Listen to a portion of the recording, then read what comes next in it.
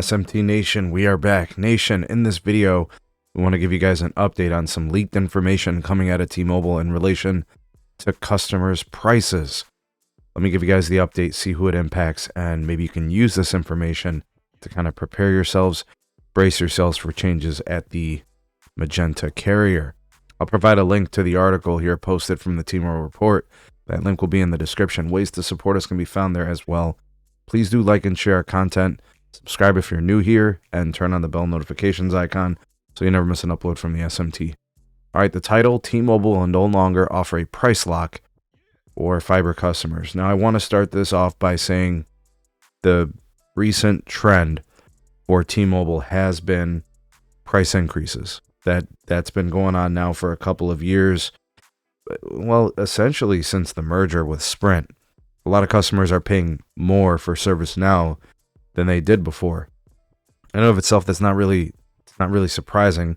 Everybody's paying more for services, whether they're with Verizon or AT&T or T-Mobile. But in 2022, T-Mobile introduced this thing called Price Lock, which was specifically designed to replace the uncontract, uncarrier promises from the leisure era of T-Mobile. You know, you keep your plan, you pay the same price forever. You know, if you never change your plan, you'll be paying that same amount. In 2024, they actually changed it. They changed the terms of the price lock. It went from your price being locked forever to basically T-Mobile saying, we'll pay your last month's bill if you decide you want to leave after we raise your prices. Right? So it just completely different set of terms and a complete about face when it comes to price promises and price locks or whatever else, right? A lot of people are pretty upset with the whole thing. It just hasn't been good. But this document shows something interesting. The document shows that price lock, as it pertains to the way that T-Mobile's been using it, is viewed more so as a promotion. And that starting January 20th, which is today, at the time of this recording, 2025, that existing customers who had quote-unquote price lock still get that honored, but all new customers, and specifically speaking to the fiber customers, T-Mobile Fiber, T-Fiber, they don't have any type of price lock or pricing guarantee. So that time frame, that important date element, dictates whether or not you have any sort of locking of your pricing. So here's the document as the image was portrayed here. It says customers who activate a new Fiber 2 gig, Fiber 1 gig, Fiber 500 will not have any version of price lock. Existing customers who have price lock on their plans prior to January 20th, 2025 will stay on their current benefit. So this is T-Mobile ensuring that they have the flexibility and the ability to raise pricing should they see fit or should they need to. And you guys know I'm a consumer advocate and I always want people to pay competitive prices. The nice thing is I think in most instances where you're going to see the T-Fiber service, they're not the only provider. There's going to be competitors. So chances are you're going to get a decent rate. And based on what I'm seeing from T-Mobile's pricing, it seems fair. So I'm not too concerned that things are going to get crazy. You're not going to wake up one day and T-Mobile's going to change your bill from $60 a month to $120. I don't think that day is going to happen. Could they move from 60 to 65? Sure. Could they go from 60 to 70? Absolutely, that could happen.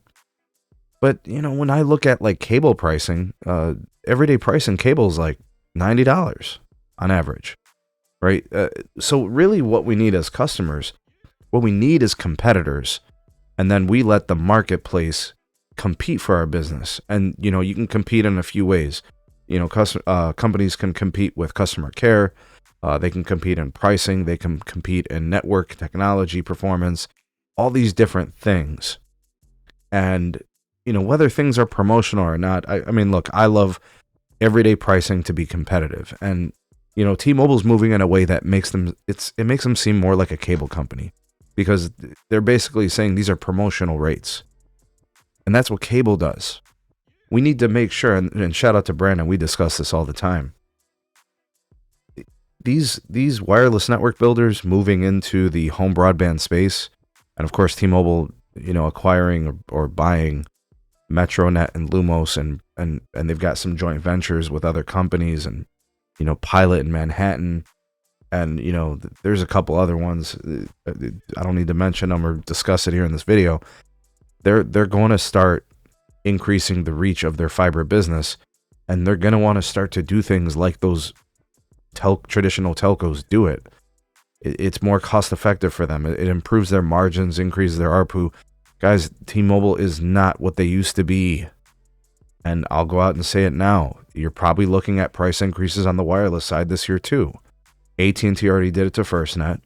Verizon's just did a few different types of plans, including price increases to their most modern plans. They need the ability to be able to raise prices. They want the flexibility, the ability to pull the pricing lever if need be. They're reinvesting into the shareholder. Dividend increases, free cash flows need to continue to increase, revenues need to continue, service revenues need to grow. They want that lever to be able to be pulled across their entire customer base.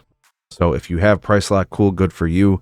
If you don't, it's over, but have no fear. Just play the field, right? Always shop around, be willing to leave and switch providers if you feel like they're jerking you and you have to pay too much for their services. We continue to see new competitors getting into the marketplace, and that will be how we can leverage our power as consumers.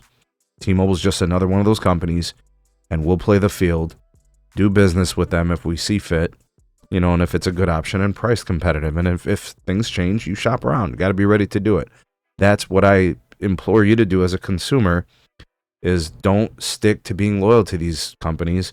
Shop around, be ready to move around, and take advantage of the best deals and let them compete fiercely for your business. So that's the update. That's the news. That's how I think we should handle it. We'll continue to monitor. It kind of sneaky. Nobody saw this coming. They basically, you woke up to it today, right? They didn't make any announcement, nothing to the media. We woke up and saw the news, and that's kind of, they probably don't want to bring attention to it. No company likes headlines that involves them raising rates. And that's probably going to be a thing in the future. They're going to try to nickel and dime the customer. They have such a big customer base. It makes a huge difference in their revenues and in their free cash flows. But anyways, tell me what you guys think of this. Tell me what you think of T-Mobile's approach. How do you view it as a customer? Are you impacted by it? Give me your kind of take on it and how you think T-Mobile's going to move like this into the future. Your thoughts and opinions are welcome down below. You all the voice of the people, the SMT Nation. Let your voice be heard. Like and share our videos. Subscribe so you can catch more of our content. And don't forget to turn on the bell notifications icon to never miss an upload from the SMT. We out.